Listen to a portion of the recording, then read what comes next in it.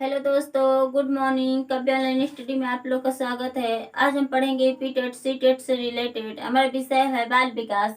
बाल विकास में हमारा टॉपिक है ब्रूनर के अनुसार। यह जो है एक अमेरिका के मनोवैज्ञानिक थे। यह संज्ञानात्मक विकास का सिद्धांत भी दिए हैं। आप लोग ये सोचते होंगे कि संज्ञानात्मक विकास का सिद्धांत जीन पियाजे ने दिया, तो जीन पियाजे ने भी दिए हैं और उस पे यह एक नया खोज किए थे। बोले थे कि संज्ञानात्मक विकास भी ये भी दिए थे, संज्ञानात्मक विकास का सिद्धांत ये भी दिए थे। जो इनके किन किन नामों से जानते हैं? संरचनात्मक अधिगम सिद्धांत के नाम से भी जाना जाता है, अन्वेषण सिद्धांत के नाम से भी जाना जाता है। अगला हम पॉइंट देखते हैं, संज्ञानात्मक विकास के लिए एक नया सिद्धांत की खोज की। यह जो है ब्रूनर ने एक संज्ञानात्मक विकास के लिए नए सिद्धांत की खोज की थी। जीन पियाजे के सिद्धांत का विकल्प के रूप में पाया जाता था। यह क्वेश्चन बन सकता है कि जीन पियाजे के सिद्धांत का विकल्प के रूप में किसे पाया जाता है? तो ऑप्शन दे देगा कि वाइगोस्की ने, जीन पियाजे ने, ब्रूनर ने, ये सभी, इनमें से कोई नहीं, ऐसे ऑप्शन को दे देगा तो हम ब्रूनर पे टिक लगाएंगे। अगला हम पॉइंट देखते हैं, ब्रूनर ने संज्ञानात्मक विकास का मॉडल प्रस्तुत किया। उनके अनुसार यह वह मॉडल है जिसके द्वारा मनुष्य अपने वातावरण से सामंजस्य स्थापित करता है। जो ये बोले थे कि जो हम मॉडल जो नए खोज किए थे उसमें एक मॉडल बनाए थे, मॉडल को प्रस्तुत किए थे। उसमें बोले थे कि वातावरण से जो जुड़ा हुआ है उसमें जो स्थापित समावेशन जो स्थापित होता है उसे संज्ञानात्मक विकास भी कहते हैं। हम अगला पॉइंट देखते हैं, ब्रूनर ने अपने संज्ञानात्मक विकास को 3 भागों में बांटा है। 3 भागों में। यह जो जीन पियाजे ने बोले थे कि यह जो जीन पियाजे ने दिए थे 4 अवस्थाओं में वो बांटे थे। और ये बोले थे कि नहीं, 4 अवस्थाओं में नहीं, 3 अवस्थाओं में होता है। तो इनका जो सिद्धांत है, जो संज्ञानात्मक विकास पे 3 अवस्थाएं हैं, ये 3 बोले थे। तो इनका जो है ये 3 भागों में बांटे थे और जीन पियाजे ने 4 भागों में बांटे थे, अवस्थाओं को 4 भागे में बांटे थे। जो 3 भाग इनका है, कौन कौन सा है यह देखते हैं। क्रियात्मक अवस्था या सक्रिय की अवस्था।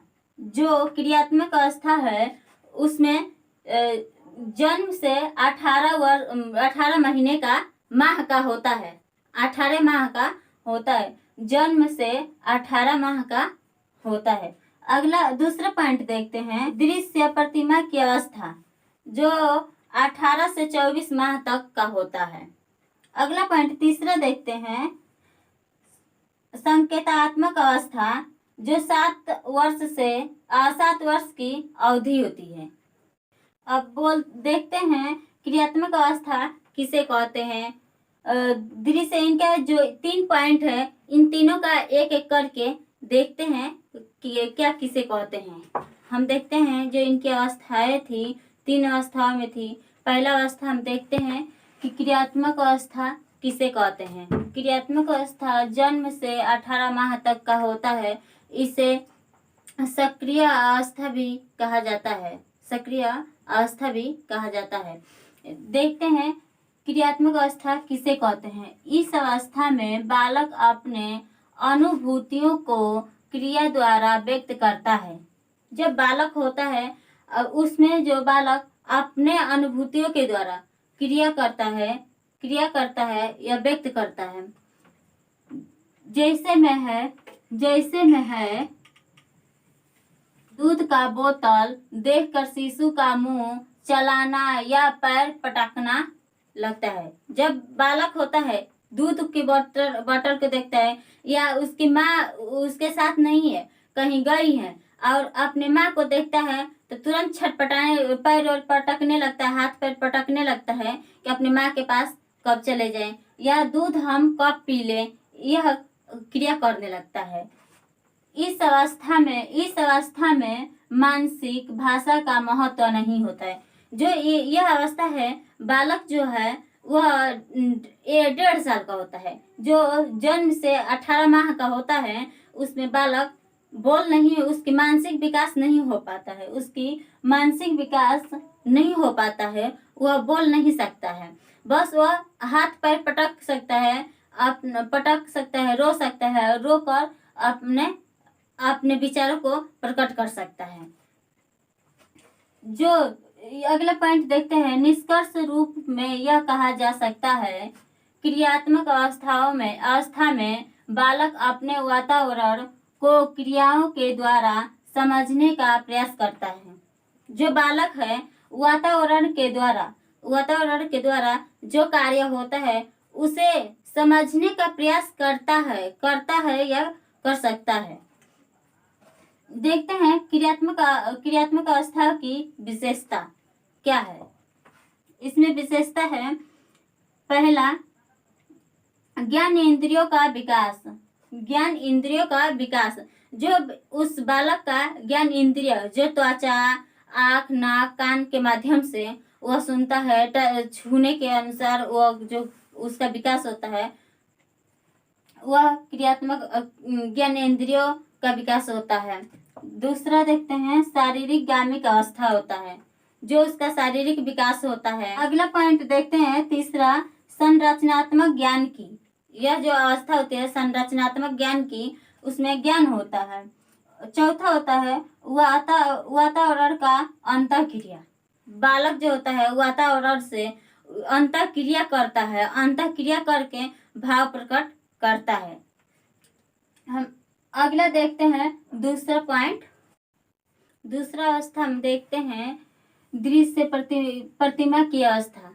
हम दूसरा अवस्था देखते हैं, दृश्य प्रतिमा की अवस्था, जो 18 से 24 माह का होता है।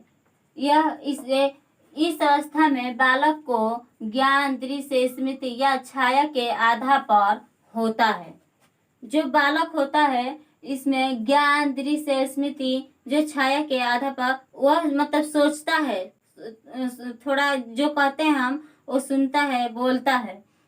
जैसे में बालक तीव्र प्रकाश, ध्वनि और अचानक अंधेरा आदि से प्रभावित होता है। जो बालक है, तीव्र प्रकाश, ध्वनि और अचानक अंधेरे आदि से प्रभावित होता है।